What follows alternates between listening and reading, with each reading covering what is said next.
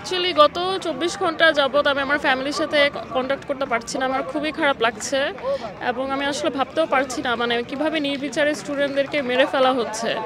শুধু সেটা একটু প্রতিবাদ করার জন্য এখানে আসা, যাতে পুরো পশ্চিমা বিশ্ব দেখতে পারে, জানতে পারে যে কিভাবে বাংলাদেশের নিষ্পাপ বাচ্চাদেরকে হত্যা করা হচ্ছে শুধুমাত্র তাদের মত প্রকাশের স্বাধীনতার জন্য।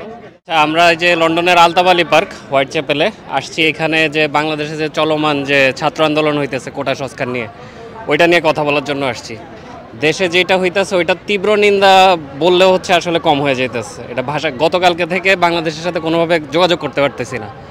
মানে ওই যে যুদ্ধের সময় যে মানুষ যে ধরনের মানে সবসময় তো পড়ছি যে কেমন অসহায় ফিল করতো, আজকে ১.৫ দিন ধরে ওইটা আমরা ফিল করতেছি। মানে দেশে কি হইতেছে, সবাই ঠিক আছে কিনা, গত ৪ দিন ৫ দিন ধরে যে অবর্ণনীয় মানে নির্যাতন হইতেছে, মানে ওইটা আসলে ভাষায় প্রকাশ করার মতো না। এই সরকারের পতন চাই আমরা।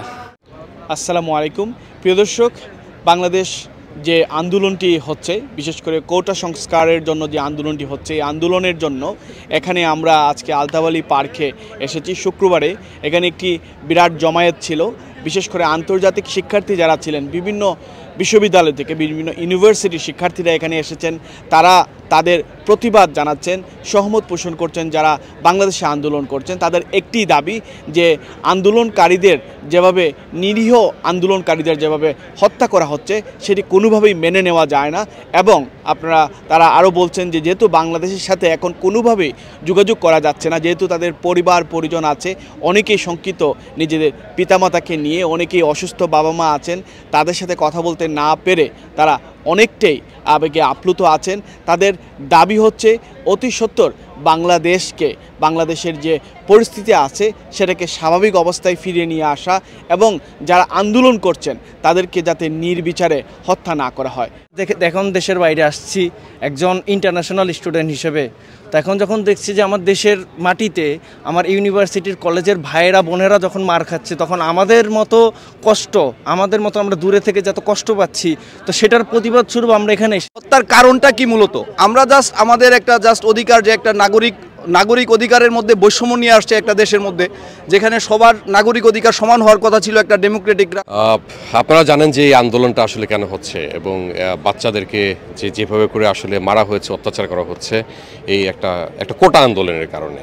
এবং এটার রেশ ধরে এখন গতকালকে থেকে যোগাযোগ বিচ্ছিন্ন, ইন্টারনেটে কোনোভাবে যোগাযোগ করা যাচ্ছে না। এবং বলা হচ্ছে, অনেকেই দেখছে যে আসলে বলছে যে আজকে নাকি বিশ্বব্যাপী ইন্টারনেটের একটা সমস্যা হচ্ছে এই কারণে, কিন্তু আসলে এটা একটা মিথ্যে কথা। কারণ আমরা নিজেরা এখানে আসলে ইন্টারনেট ইউজ করছি। এইমাত্র আমি অফিস থেকে বের হয়ে আসলাম, কোনো ইন্টারনেটের কোনো সমস্যা আসলে হয়নি।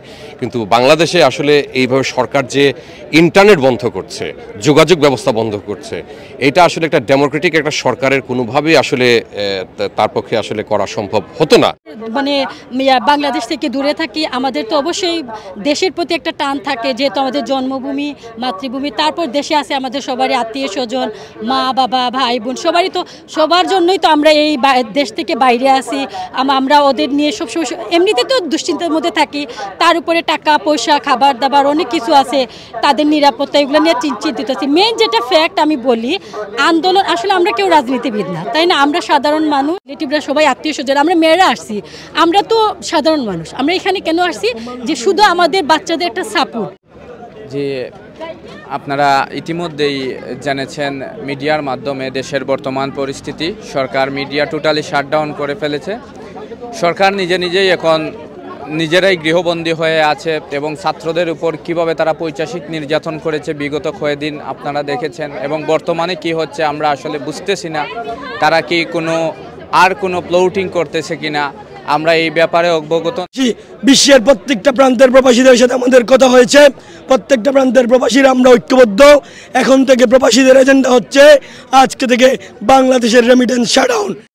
আমাদের বাংলাদেশে যে ভাই সকল মারা যাচ্ছে এবং ভাই ও বোনেরা যারা মারা যাচ্ছে তাদের সমর্থনে আমরা আসছি এবং আমরা ওদের জানান দিতে আসছি যে ওরা একা না, আমরা ওদের সাথে আসছি। যদি প্রয়োজন পড়ে আমরাও দেশে এসে ওদের সাথে একসাথে এই ফ্যাসিস্ট সরকারের বিরুদ্ধে আমরা মাঠে নামবো ইনশাআল্লাহ।